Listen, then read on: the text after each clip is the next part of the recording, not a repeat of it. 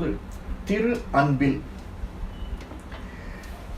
எல்லாருக்குமே எங்க ஆச்சாரியன் அடிக்கடி ஒரு வார்த்தை சொல்லுவார், வைஷ்ணவத்துல மட்டும்தாண்டா எல்லாருமே எப்படி முழிப்பா அப்படின்னா தாயார் மாதிரி முழிப்பாளா, திரு திருன்னு முழிப்பா, திரு திருன்னு முழிப்பா அப்படின்னு சொல்லுவார். திரு அப்படிங்கிறது ஸ்ரீ தாயாரை குறிக்கும். அப்பையும் நம்ம முழிக்கிற போது கூட தாயாருடைய கடாட்சம் நம்மளுக்கு இருக்கு அப்படிங்கிற மாதிரி இங்க அன்பில் அப்படிங்கிற திவ்யதேசத்துல திரு அன்பில்னு தாயாருடைய கடாட்சம் இருக்கக்கூடியதாக ஒரு திவ்யதேசம் அமைந்திருக்கிறது. மற்ற எல்லாத்துலையும் இல்லையானா எல்லாத்துலையும் இருக்கு. இதுல கொஞ்சம் மேல இருக்கு, வெளிப்படையா தெரிகிறது, வெளிப்படைத்தன்மையா தெரிகிறது. தண்டாமரையுடன் பிறந்தும் தண்டே என்பரா மண்டூகம், வண்டோ காலத்திடையிருந்து வந்தே கமல மது உண்ணும், பண்டே பழகி இருந்தாலும் அறியார் புல்லோர் நல்லோரை கண்டே கழித்து அங்கு உறவாடி தம்மில் கலப்போர் கற்றோரை. இது சிவகிருஷ்ணதாமணியுடைய அருமையான தமிழ் பாடல். தண்டாமரையின் தன் தாமரை குளிர்ச்சி பொறிகிற தாமரையின் உடன் பிறந்தும் தண்டே நுகரா மண்டூகம். இந்த மண்டூகம் அப்படிங்கிறது மண்டூகத்துக்கும் நண்டுக்கும் தான் ஒரு பெரிய ஒத்துமை. இது ரெண்டும் தான் நீரிலும் வாழும் நிலத்திலும் வாழும்.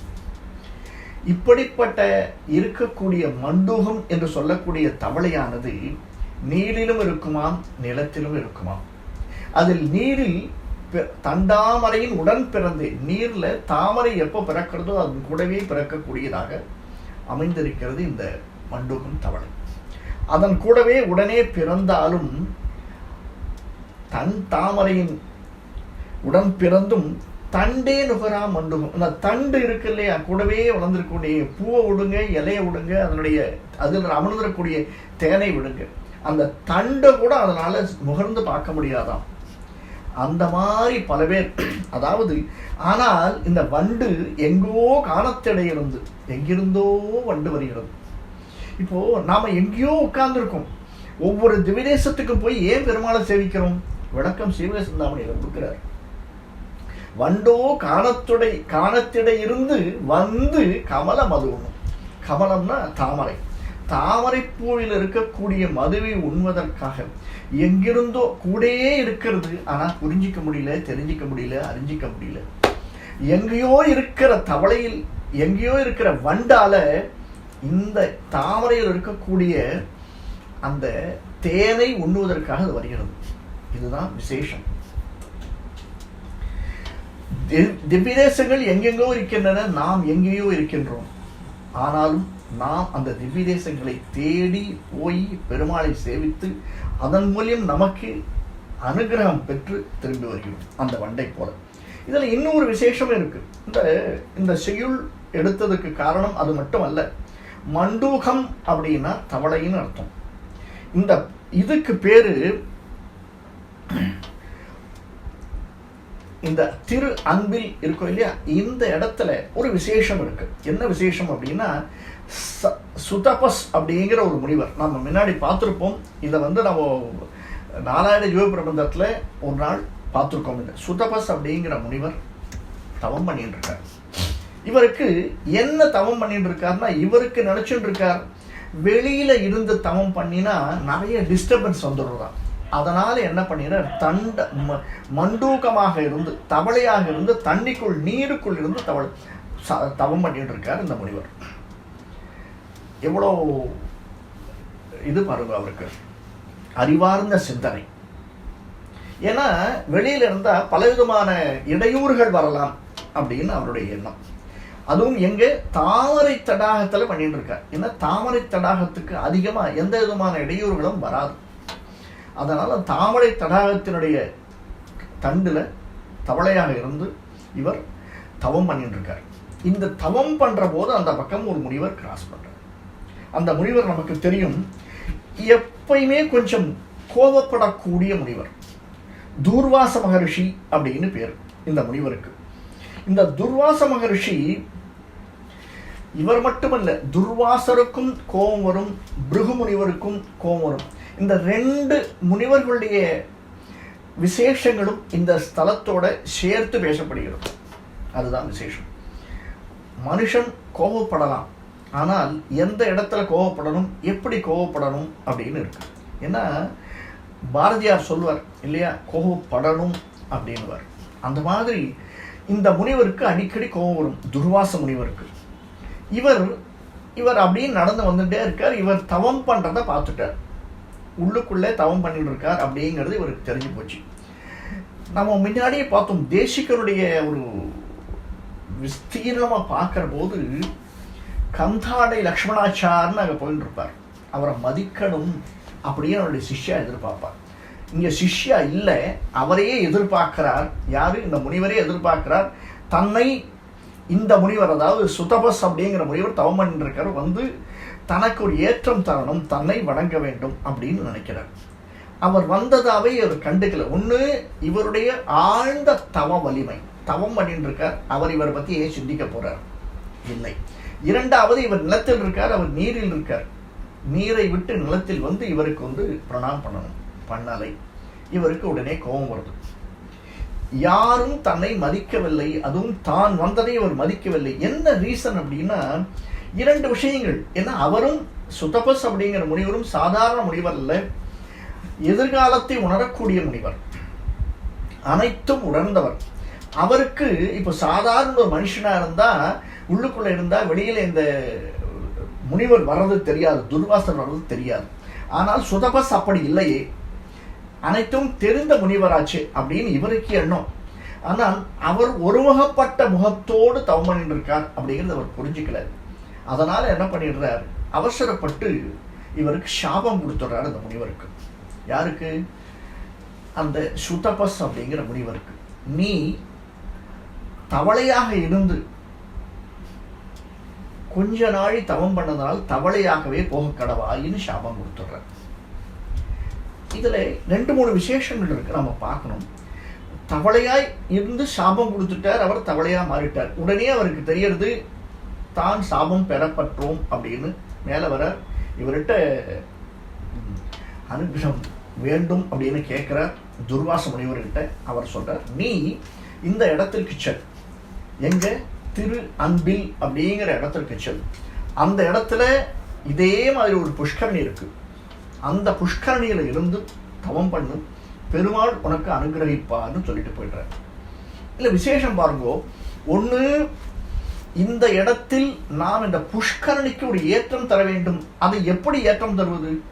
துர்வாச முனிவர் மூலியமாக மாண்டூக மகர்ஷி, இவருக்கு மண்டூகம் தவளையாக இருந்ததனால் இவருக்கு பேரே மண்டூக மகர்ஷி அப்படின்னு பேரு.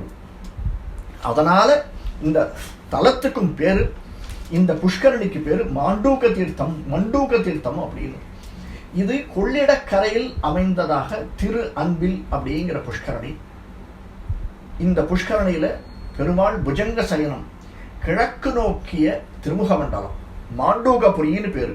இதுக்கு மாண்டூகபுரின்னு மட்டும் இல்லை, இந்த ஸ்தலத்துக்கு இன்னும் ஒரு பேரும் இருக்கு.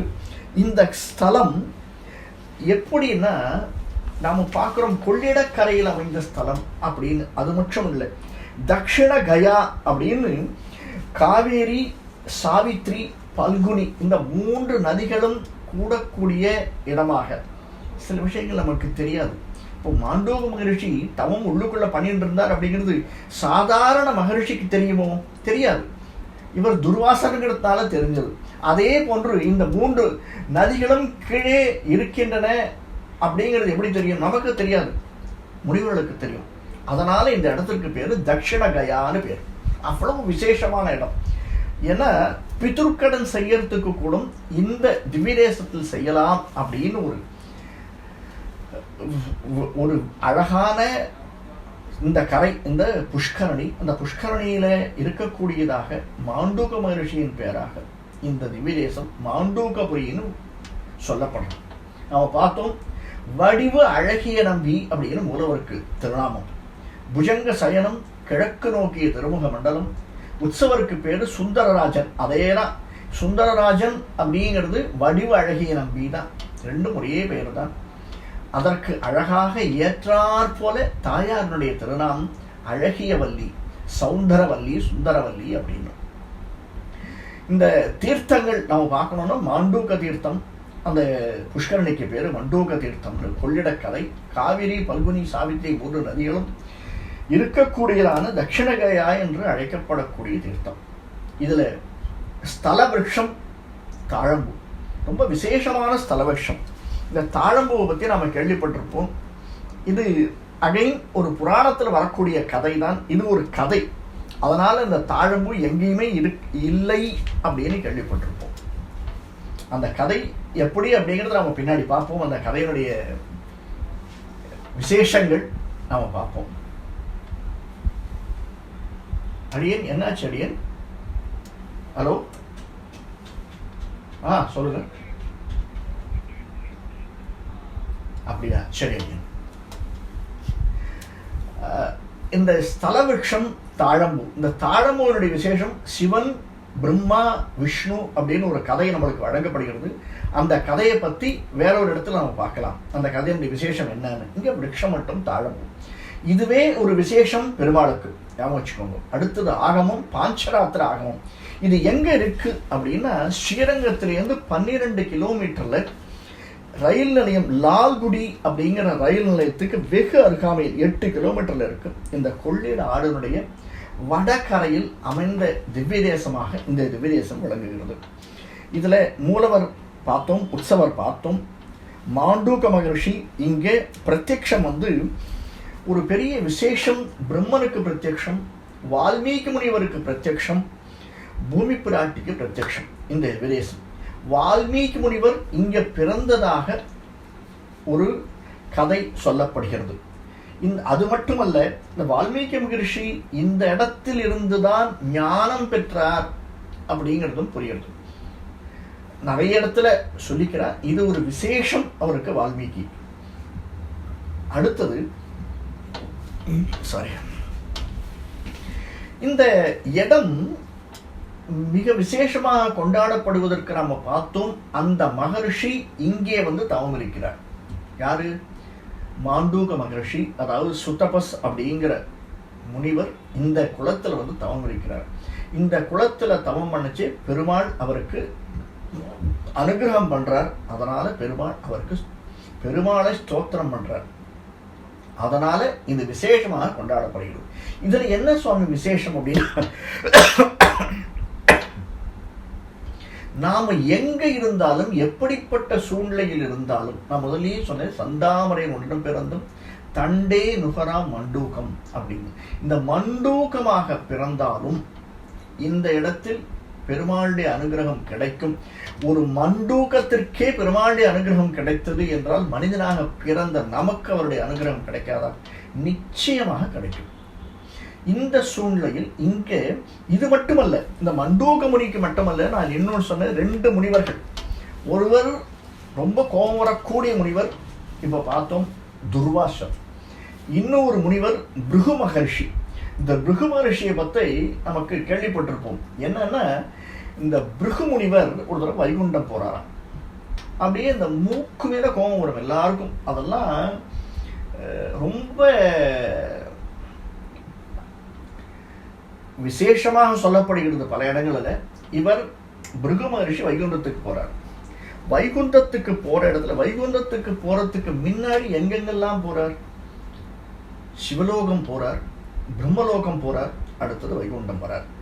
அதாவது எந்த இடத்துலையும் அவரை சரியா கவனிக்கல, மதிக்கலை அப்படின்ற வார்த்தையை நம்ம சொல்லக்கூடாது. சரியா கவனிக்கல. அவாவாளுடைய வேலையில் இருக்கா. இவரை பார்க்கறதுக்கு இருப்பா இல்ல. இவர் என்ன பண்றார்? பிருகுமுனிவர் நேர இங்க வர பெருமாள் கிட்ட வர.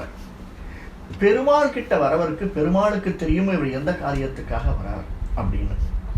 பெருமாளுடைய மார்பில் இவருக்கு கோபம் வந்துடுறது, கவனிக்கவே இல்லையே அப்படின்னு. அதாவது மனுஷனுக்கு கோபம் அப்படின்னு ஒண்ணு வந்ததுன்னா அவன் எந்த எல்லைக்கும் போவான் அப்படிங்கிறது உதாரணம் தான் ரிஷிகள். ஒவ்வொன்றுமே கோபம் வந்தா, இப்ப ரிஷி சபிச்சார், சபிச்சதுக்கு ரிஷி மட்டும் சபித்தது காரணம் அல்ல, அவருடைய பூர்வீகமும் ஒரு காரணம், சுதபஸ்வருடைய பூர்வீகமும் காரணம். நாம அதை அங்க பார்த்தோம், அந்த கதையை பார்த்தோம். ஏன் அவர் தவளையாக சபிக்கப்பட்டார்ன்ற கதையை பார்த்தோம். அதே மாதிரி ஒவ்வொருத்தருக்கும் ஒரு கனெக்டிவிட்டி, கண்டினியூட்டி இருக்கு ஒவ்வொரு இடத்துலையும். நமக்கு வெளியில தெரியல, அவ்வளவுதான். அதனால நம்ம இல்லைன்னோ அதை சரியா புரியலன்னு சொல்லிக்க முடியாது. இப்படிப்பட்ட ஒரு சூழ்நிலையில பிருகு மகர்ஷி என்ன பண்றார், வைகுண்டத்துக்கு போறார். இவரை வைகுண்டத்திலையும் சரியான ரிசப்ஷன் இல்லை. ஏன்னா இவர் ஒண்ணு தாம் புரிஞ்சுக்கணும், எல்லாரையும் விட தான் தான் உயர்ந்தவன் அப்படிங்கிற எண்ணம் இருக்கக்கூடாது.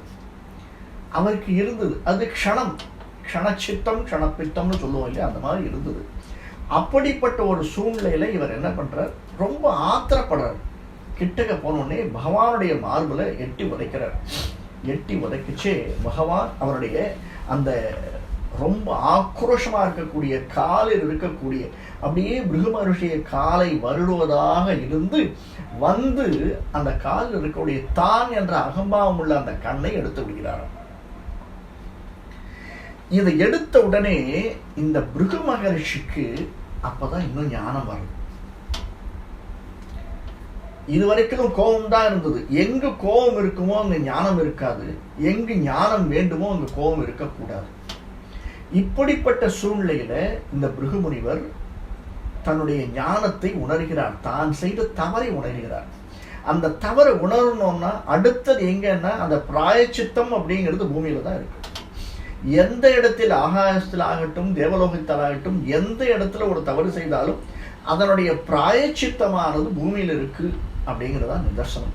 அதை காட்டுவதற்காக திரும்பவும் இந்த திரு தலத்திற்கு, இந்த திரு அன்பில் அப்படிங்கிற மாண்டூகபுரி அப்படிங்கிற ஸ்தலத்துக்கு இவர் திரும்பி இங்க வரார். இந்த இடத்துல இந்த ஸ்தலத்துல வந்து அவர் வந்து பெருமாளை தியானம் பண்றார். தியானம் பண்ணி பெருமாளுடைய அனுகிரகத்தை பெறலாம் அப்படின்னு ஒரு ஸ்தல புராணம் வந்து சொல்றோம். இதுல அன்பில் அப்படின்னு அழைக்கக்கூடிய ஸ்தலம் நம்ம பிரிச்சோம்னா அன்பு இருக்கக்கூடிய இடம் அப்படின்னு பிரிக்கலாம். நம்ம அன்பதனால் அமைந்தேனேன்னு தேசிகர் சொல்வார். அம்பு அப்படின்னா அம்பு இல் அப்படின்னா அம்புன்னா நமக்கு தெரியும், சான்ஸ்கிரிட்ல பானம்னு சொல்லுவோம். அம்பு அதாவது நம்முடைய ஆர்ச்சரியிலிருந்து வரக்கூடிய ஒன்று, வில்லில் வைத்து புறப்பட்டு அடிக்கக்கூடியதாக அம்பு இல். அம்பு இருக்கக்கூடிய இடம் பானபுரம், பானபுரீஸ்வரர், இதெல்லாம் இந்த இடத்திற்கு பேர். பானபுரம்னு இந்த இடத்திற்கு பேர். ரொம்ப விசேஷமாக சொல்லக்கூடியதாக இந்த இடம். எப்பயுமே ஒன்று கவனிக்கணும், இந்த ராஜராஜ சோழன், அதுக்காகத்தான் நான் எழுதியிருந்தேன், சதயம் ரிலேட்டட் டு திஸ் திருத்தலம். ராஜராஜ சோழன் பிறந்தது சதய நட்சத்திரம். அதனால இந்த ராஜராஜ சோழனுடைய அப்பா சுந்தர சோழன் எப்போ போருக்கு போறதுனாலும் இங்க அழகிய நம்பிய வந்து பெருமாளை வேண்டிண்டு, பெருமாள் கிட்ட வடிவழகிய நம்பியிட்ட வேண்டிண்டு அவருடைய அனுகிரகத்தை பெற்றுத்தான் போருக்கு செல்வதாக ஒரு கதை உண்டு. கதை மட்டுமல்ல, அங்கு இருக்கக்கூடிய கல்வெட்டுகள்னு சொல்லுவோம் இல்லையா, அந்த கல்வெட்டுகள் கிடைக்கக்கூடியதாகவும் இது அமைந்திருக்கிறது. ரெண்டாவது நம்ம பார்த்தோம் ஒரு விஷயம் அப்படின்னா, மனுஷனை எப்படி தெரிகிறார் அப்படிங்கிறது. இப்ப நம்ம 2 கதைகள் பார்த்தோம். ஒன்று பிருகுமுனிவருடைய கதை, இன்னொன்று துர்வாச முனிவருடைய கதை. அதாவது how we are seeing the world, அவர் பர்செப்ஷன் எப்படி இருக்கு, அது எதிர இருக்கிறது பகவானா இருந்தா கூட நமக்கெல்லாம் தெரிய மாட்டேங்குது. அமர்ந்த திருக்கோலத்தில் இருக்கக்கூடியவள் ஆண்டாள், தெற்கு நோக்கி ஆண்டாள், மூலவர் நின்ற திருக்கோலம், உற்சவர் அமர்ந்த திருக்கோலம். நீங்க பார்க்கலாம், அந்த இதுலயே பார்க்கலாம், ஆண்டாள் அமர்ந்த திருக்கோலத்தில் இருக்கா. பிரகாரத்தை சுற்றி வந்தார் லட்சுமி நரசிம்மர் இருக்கார், வேணுகோபாலர் இருக்கார், பெரிய திருவடி சிறிய திருவடி ஆழ்வாராதிகள் எல்லாரும் இருக்கா. அப்படிப்பட்ட ஒரு அழகான திருத்தலம் இது. இன்னொரு விசேஷம் பார்க்கணும் இந்த தலத்துல, மாண்டூகபுரியில விசேஷம் என்னன்னா, பக்கத்துல இருக்கக்கூடியது திருச்சி, அதனுடைய பக்கத்துல நாம பார்க்கிறோம் திருப்பேர் நகர்னு அடுத்து நம்ம பார்க்க போறோம். இது திரு அன்பில். இந்த 3மே திருவில் ஆரம்பிக்கக்கூடியது. அருகருகே இருக்கக்கூடியது பள்ளி கொண்ட பெருமாள், பள்ளி கொண்ட திவ்யதேசங்கள். இது 3மே பள்ளி கொண்ட திவ்யதேசங்கள். இதில் இன்னொரு விசேஷம் என்னன்னா, இங்க இருக்கக்கூடிய ஆண்டாளை வேண்டுபவர்களுக்கு திருமண தோஷம் நீங்கும் அப்படிங்கிறதாக பிரார்த்தனை செய்பவர்களுக்கு இந்த திருச்சியிலேருந்து லால்குடி போற இடத்துல 3 கிலோமீட்டர்ல வரக்கூடிய டோல்கேட்டுக்கு பக்கத்துல 3 கிலோமீட்டர்லேருந்து வெகு அழகாக இருக்கக்கூடிய அருமையான க்ஷேத்திரம் புஜங்க சயனத்தோட பெருமாள் கிழக்கு நோக்கி திருமுக மண்டலமாக இருக்கக்கூடிய திரு அன்பில் ஆண்டாள் அவ்வளவு அழகாக சேவை சாதிக்கிறாள். இதுல இன்னும் விசேஷம் என்னன்னு பார்த்தோம்னா, நம்ம பார்த்தோம் இதுல யாருக்கு விசேஷம்னா சதய நட்சத்திரக்காரர்களுக்கு விசேஷம்.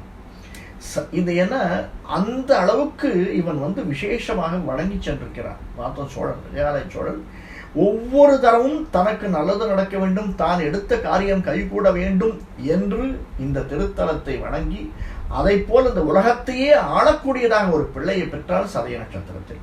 அதனால சதய நட்சத்திரக்காரா அத்தனை பேருக்கும் இந்த வடிவழகை நம்பியும் சுந்தரராஜனையும் அழகியவல்லியும் பார்க்க நமக்கு எல்லா விதமான இன்பங்களையும் தரக்கூடியவராக அனுகிரகிக்கக்கூடியவராக இருக்கிறார்.